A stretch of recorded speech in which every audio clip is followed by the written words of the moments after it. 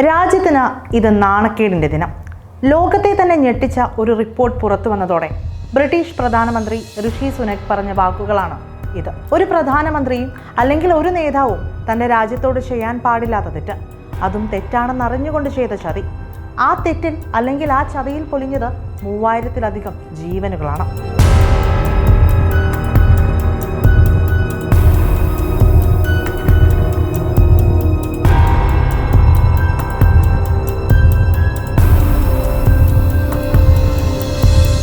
ആയിരത്തി 1970-80 കാലഘട്ടത്തിലാണ് ഒരു ഭരണാധികാരിയും തൻ്റെ ജനങ്ങളോട് ചെയ്യാൻ പാടില്ലാത്ത തെറ്റ് ബ്രിട്ടനിലെ ആദ്യ വനിതാ പ്രധാനമന്ത്രി മാർഗരറ്റ് താച്ചറേയും അന്നത്തെ ആരോഗ്യമന്ത്രിയും ചെയ്തത് എന്ന് ചൂണ്ടിക്കാണിക്കുന്ന റിപ്പോർട്ട് എത്തിയിരിക്കുകയാണ്. കൃത്യമായ പരിശോധനയില്ലാതെ ശേഖരിച്ച അണുബാധയുള്ള രക്തം 30,000-ലധികം രോഗികൾക്ക് നൽകിയത് ബ്രിട്ടനിലെ ആദ്യ വനിതാ പ്രധാനമന്ത്രിയുടെ ഭരണകാലത്താണ്. സ്വതന്ത്ര അന്വേഷണ കമ്മീഷൻ ആണ് ഈ റിപ്പോർട്ട് പുറത്തുവിട്ടത്.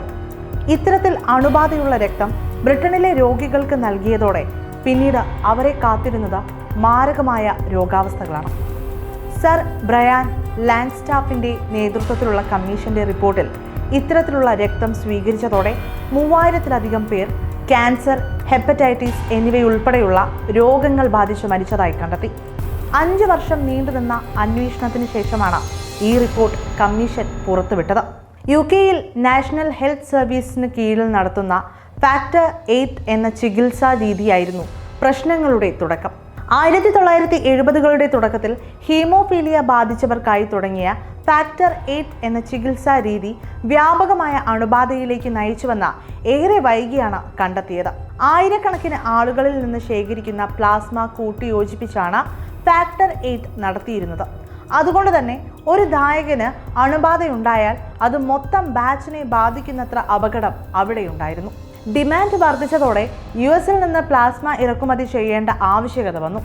ഇതിൽ US-ൽ നിന്ന് ഇറക്കുമതി ചെയ്ത പ്ലാസ്മയിൽ നിന്ന് വലിയൊരു അളവ് ഹൈ റിസ്ക് ദായകരിൽ നിന്നായിരുന്നുവെന്ന് പറയപ്പെടുന്നു. പണം വാങ്ങി രക്തം നൽകുന്ന ലഹരി ഉപയോക്താക്കളും തടവുപുള്ളികളും ഇതിൽ ഉൾപ്പെട്ടിരുന്നു. 1986 വരെ ബ്രിട്ടനിലെ ജയിൽ പുള്ളികളിൽ നിന്നും ഇത്തരത്തിൽ രക്തം ശേഖരിച്ചിരുന്നു. എന്നാൽ കൃത്യമായ പരിശോധനകൾ ഇല്ലാതെയാണ് രോഗികൾക്ക് രക്തം നൽകിയിരുന്നത്.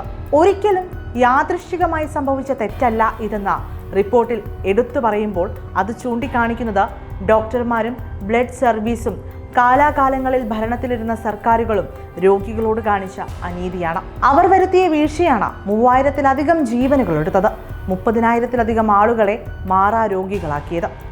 രോഗികളുടെ സുരക്ഷയ്ക്കായിരിക്കണം ഏറ്റവും വലിയ പ്രാധാന്യം നൽകേണ്ടത് എന്ന തത്വം ഡോക്ടർമാരും ബ്ലഡ് സർവീസും ഭരണത്തിലിരിക്കുന്ന സർക്കാരുകളും മനഃപൂർവ്വം മറന്നു എന്ന് പറയുന്നതിലും തെറ്റില്ല. തീർത്തും ഈ 3 വിഭാഗത്തെയും പ്രതിക്കൂട്ടിൽ നിർത്തുന്ന റിപ്പോർട്ട് തന്നെയാണ് പുറത്തു വന്നിരിക്കുന്നത്. താൻ സ്വീകരിച്ച തൻ്റെ ദേഹത്തോടുന്ന രക്തം അണുബാധയുള്ള രക്തമാണെന്ന് തിരിച്ചറിയാതെ മാരകമായ രോഗാവസ്ഥയിലേക്ക് വീണ ആ രോഗികൾക്ക് താങ്ങാകാൻ പോലും അണുബാധയുള്ള രക്തം അവരിൽ കുത്തിവെച്ചവർ അന്ന് ശ്രമിച്ചില്ല. പക്ഷേ അപ്പോഴും മാറി മാറി വന്ന സർക്കാരുകൾ ആവർത്തിച്ചു പറഞ്ഞു, ഏറ്റവും മികച്ച ചികിത്സയാണ് രോഗികൾക്ക് നൽകുന്നത് എന്ന്. അതേസമയം വിദേശത്തു നിന്നും രക്തം ഇറക്കുമതി ചെയ്തതിൻ്റെ അപകട സാധ്യത പലരും ചൂണ്ടിക്കാട്ടിയിട്ടും 1983-ൽ ഇതിൻ്റെ ഇറക്കുമതി നിയന്ത്രിക്കുന്നതിൽ സർക്കാർ വീഴ്ച വരുത്തിയെന്നാണ് കമ്മീഷന്റെ മറ്റൊരു കണ്ടെത്തൽ. രക്തം പരിശോധിക്കുന്നതിൽ UK ബ്ലഡ് സർവീസ് വരുത്തിയ വീഴ്ചയും അന്വേഷണ റിപ്പോർട്ട് വിമർശിക്കുന്നുണ്ട്. മുൻ പ്രധാനമന്ത്രി മാർഗരറ്റ് താച്ചറെയും അന്നത്തെ ആരോഗ്യമന്ത്രിയെയും വിമർശിക്കുന്നതാണ് അന്വേഷണ കമ്മീഷന്റെ കണ്ടെത്തലുകൾ. കമ്മീഷന്റെ കണ്ടെത്തലുകളെ ശരിവെച്ച് കഴിഞ്ഞ ദിവസം പാർലമെന്റിൽ പ്രധാനമന്ത്രിയും പ്രതിപക്ഷ നേതാവും കാലാകാലങ്ങളിലുണ്ടായ ഭരണപരമായ വീഴ്ചയ്ക്ക് രാജ്യത്തോട് മാപ്പ് പറഞ്ഞപ്പോൾ ഇനി എന്തിനാണ് മാപ്പ് എന്ന മറുചോദ്യം ചോദിക്കുന്ന ഒരു വലിയ ജനത ബ്രിട്ടനിലുണ്ട്. നഷ്ടപരിഹാരം എന്ന ഓമന പേരിട്ട പണം ആ ജനതയ്ക്ക് മുൻപിലേക്ക് നീട്ടുമ്പോൾ ഭരണാധികാരികൾ മനസ്സിലാക്കണം, ആ പണം ഒന്നും മായ്ച്ചു കളയില്ല.